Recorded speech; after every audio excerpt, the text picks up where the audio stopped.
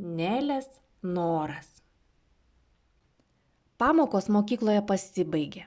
Prasidėjo atostogos. Visi laukė kalėdų. Dienos linko taip lėtai, rodės, kad kalėdos niekada neateis. Lauke buvo šalta, o namuose nieko negalėjai veikti, kad nesimaišytų mamai po kojomis. Ką mums tokio sugalvojus? Paklausė Nelis savo sesutės Elės. O parašykim kalėdų seneliui laišką. Gerai, jei taip nori, sutiko Nelė. Bet man atrodo, kad kalėdų senelis tai persirengęs mūsų tėtis. Nejau. Taip, per praeitas kalėdas aš atmerkiau vieną akį ir pamačiau, kai kažkas įėjo į mano kambarį ir pripildė mano kojinę dovanomis. Man rodės, tai buvo mūsų tėtis su chalatu. Bet vis tiek, gal parašykim laišką, neatlyžo mažoji Elė. Gerai, tai bus įdomu. O ko mes jo prašysim? Gal iš pradžių susiraskim popieriaus lapą ir rašiklį, nes kitaip pamiršim ką nors. Aš tuoj viską atnešiu, pasakiusi Nelė išėjo iš kambario ir po kelių minučių grįžo su lapu ir rašikliu. Kadangi Elė nesenai buvo išmokusi rašyti, buvo nuspręsta, kad laišką turi rašyti ji, o Nelis sėdės šalia jos ir padės jai. Iš pradžių pagalvokim, ko mes norėtume iš visų labiausiai, pasakė Nelė. Ir taip, jos viską labai rimtai apmąstė ir nusprendė, kad joms reikia labai daug daiktų. Elė buvo įsitikinusi, kad jai reikalingi dažai, lėlė, vežimėlis lėliai, kamuolys, daug saldainių, apelsinų, obuolių ir dar muzikinė dėžutė. O Nelės buvo tokie norai. Ji norėjo paspirtuko, kelių įdomių knygų su paveikslėliais, didelės dėžės šokolado ir lėlės, kuri galėtų kalbėti bei užmerkti akis. Man rodos, kad kalėdų senelis negalės viso to atnešti, pasakė Nelė. O aš galvoju, kad galės, paprieštaravo Elė. Jis turi juk tokį didelį maišą. Taip jos ir nusprendė. Mažoji Elė labai kruopščiai parašė laišką, pabraukdama tas dovanas, kurių norėtų gauti labiausiai. Pagaliau laiškas buvo baigtas.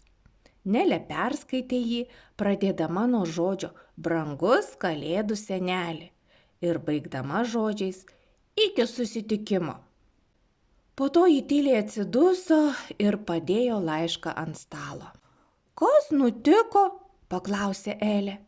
Nelė patylėjo, o po to pasakė. Man atrodo, kad tas laiškas labai egoistiškas. Kodėl? Todėl, kad mes viską prašėme tik savo, o dėl kitų nieko. O ką dabar daryti? Gal reiktų perrašyti laišką? O ne, tai užims labai daug laiko. Geriau laiško pabaigoje parašykime prierašą. Gerai, o ką mes ten parašysim? Aš norėčiau, kad vaikai iš neturtingų šeimų, kurie mokosi mūsų mokykloje, kad taip pat gautų dovanų kalėdoms. Ir aš taip pat noriu. Pavyzdžiui, Kitty Gordon. Ji tokia gera mergaitė, bet jos mama labai neturtinga. Aš nemanau, kad kalėdų senelis padovanos ką nors Kitty, arba kad ji gaus kažką vertingo. Tikrai negaus? Galvoju, kad ne. Tai tada parašykim ką nors malonaus jai. Aš įsitikinus, kad ji norėtų gražios lėlės. Taip, sutiko Nelė. Parašyk tai ir man atrodo, kad laiškas dabar bus geras. Elė stengėsi parašyti. Prašau, padovanok gražią lėlę Kitty Gordon. Mergaitė įdėjo laišką į voką, užklijavo pašto ženklelį ir paprašė mamos, kad išsiųstų laišką. Išaušo kalėdų rytas, o su juo ir kvapą gniaužiantis dovanų apžiūrinėjimas po egle. Neli ir Eli buvo pačios laimingiausios pasaulyje. Jos su nuostaba aikčiojo kiekvieną kartą, kai atidarydavo naują dovanų dėžę ir tenai rasdavo tuos daiktus, kurių buvo paprašiusios laiške. Žinoma, ne visi norai jų buvo išpildyti, bet jos suprato, kad Kalėdų senelis skaitė jų laišką. Tačiau Neli, kai apžiūrėjo visas dovanas, ją aplankė nusivylimas, tačiau nieko niekam nesakė. Ji dar kartelį apžiūrėjo dėžes, pažiūrėjo po lovą, netgi sandėliuke, bet tai, ko ji norėjo labiausiai, nebuvo. Kas nutiko, Neli? Paklausė Elė. Ar tau neužtenka dovanų? O, Elė, pasakė Neli, aš turiu labai daug gerų daiktų, bet vieno nėra. Ko nėra? Aš taip pat norėjau lėlės, kuri galėtų kalbėti ir sakyti mama. O gal Kalėdų senelis padovanojo ją Kitty Gordon? Pamastė Elė. Gali būti, atsiduso Neli. Aš tai ir turėjau omenyje. Kai tai jį pasakė garsiai, kaip mat suprato, kad tai reiškia, ji turėjo tiek daug gražių dovanų, o ar gavo ką nors Kitty? Visą dieną ji buvo prislėgta. Žaisdama su savo naujaisiais žaislais įgalvojo, gal nunešti ką nors Kitty? Vakare Neli ir Elė ėjo į šventinį vakarą, kurį organizavo kaimynai. Ten buvo daug vaikų. Visiems buvo linksma. Pasivaišinę skanėstais visi nuėjo į kitą kambarį, kur stovėjo eglė, papuošta gražiais blizgančiais žaisliukais ir mirksenčiomis spalvotomis lemputėmis. Tai buvo nuostabus reginys.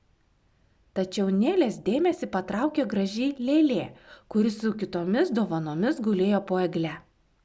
Mergaitės širdelė pradėjo tankiau plakti. Gal dabar jos pats didžiausias noras išsipildys ir ji gaus tą lėlę. Vaikai žaidė įvairiausius žaidimus, šoko ir dainavo aplink eglutę. Pagaliau atėjo laikas dalinti dovanas. Neli galvojo tik apie vieną. Kam atiteks ta lėlė? Su nekantrumu ji laukė, kol dovanos bus išdalintos. Po egle liko tik lėlė. O šita lėlė, pasakė namų šeimininkė, skirta Neli, sušuko visi vaikai, nes Neli dar nebuvo gavusi dovanos. Neli pašoko nuo savo kėdės, paėmė iš šeimininkės lėlę ir tvirtai ją apkabino. Pagaliau ji gavo tai, ko labai norėjo. Jos žvilgsnis sustojo ties langu, už jo stovėjo Kitty Gordon ir žiūrėjo pro jį į vidų. Neli rodydama į langą sušuko, žiūrėkit, žiūrėkit! Visi sužiūro į langą, bet nieko nematė. Užuolaidos buvo atitrauktos, bet už lango buvo tamsu ir tylu. Kas ten buvo? Klausinėjo jos vaikai. Ten buvo vargšė Kitty Gordon. Ji žiūrėjo pro langą. Aš įsitikinus, kad ji verkė. Aš turiu ją surasti. Nepasakius daugiau nė žodžio, Neli nubėgo prie durų ir nė neužsivilkusi paltuko išbėgo į lauką. Jai pasirodė, kad gatvės gale po žibintu ji pamatė mažą siluetą. Kitty! Sušuko ji, Kitty, palauk! Bet Kitty ėjo vis toliau ir Neliai teko bėgti, kad ją pasivytų. O, Kitty, sunkiai atgaudama kvapą pratarė Neli. Aš tau noriu padovanoti tai, prašau, paimk. Kitty stovėjo ir su nuostaba žiūrėjo į nuostabų žaislą, kurį Neli laikė savo rankose. Tai buvo lėlė, mokanti užsimerkti ir pasakyti mama. Tai man? Paklausė mergaitė. Taip, tai tau, pasakė Neli. Aš už viską pasaulyje noriu, kad ji būtų tavo. Po to Nelė apsisuko ir nubėgo į namus. Bėgdama ji jautėsi tokia laiminga, kaip niekada. Ta vakarą, prieš užmiegant, Nelė prisiminė žodžius, kuriuos rašė laiške Kalėdų seneliui. Ji buvo tokia laiminga, kad padėjo Kalėdų seneliui išpildyti tai, kas buvo parašyta laiške.